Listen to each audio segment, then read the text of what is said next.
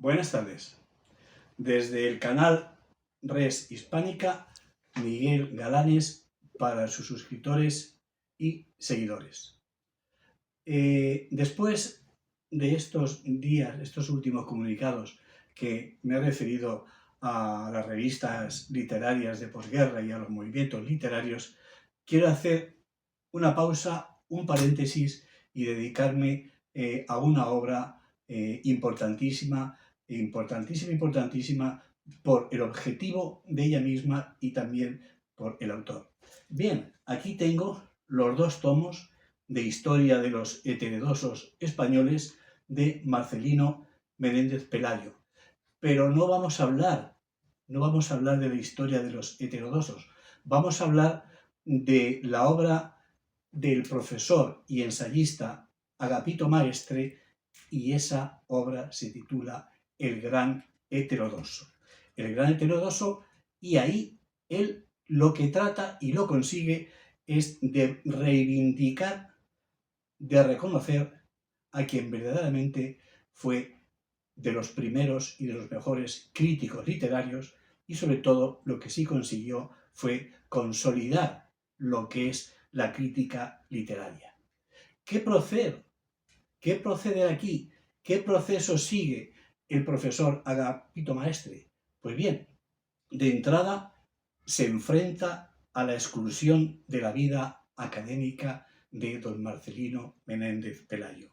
Para ello resalta el rigor narrativo de su obra para dar al traste con un tipo de perjuicios que se habían creado frente a su libertad. ¿Quiénes presentan ese tipo de perjuicios? Pues curiosamente lo vamos a ver y que desde luego nos va a llamar la atención.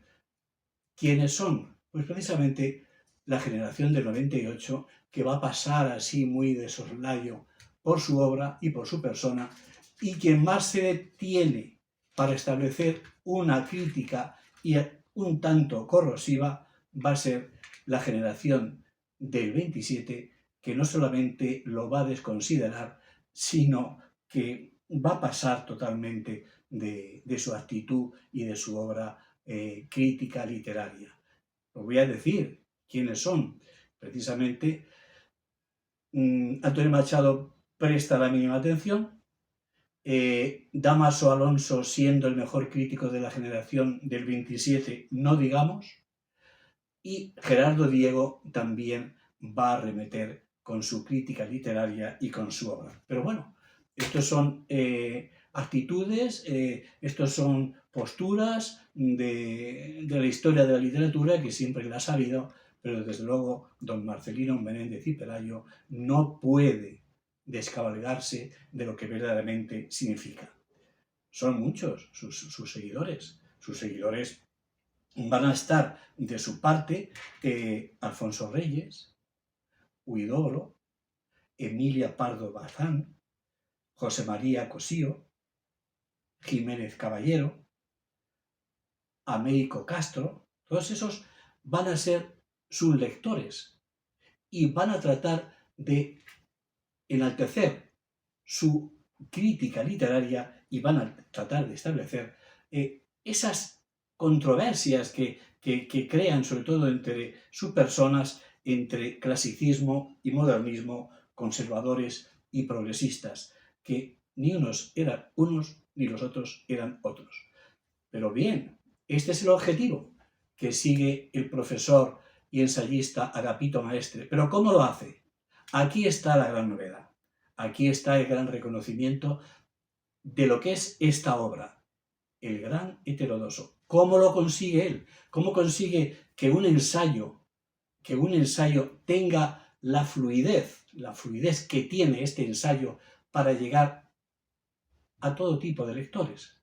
Pues curiosamente emplea los mejores condimentos del ensayo, exhaustividad, juicio, notas, y después todo eso lo sirve, no lo condimenta, lo sirve mediante un proceso narrativo, una mini novela, ¿Cómo consigue esa mini novela? ¿Cómo consigue todo eso para hacer que todo lo que nos dice esa biografía, esos 22 capítulos y esas dos partes en las que divide toda la obra, sea asequible, se entienda, sea dúctil? Pues lo hace mediante la creación de un personaje que viene a ser su alter ego, que se llama Ángel Ciudad Vicario.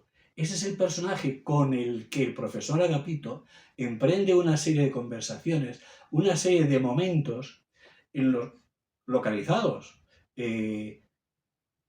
Agapito es el creador, Agapito es el redactor, Agapito es el cronista, y ¿dónde sitúa a este personaje Ángel Ciudad?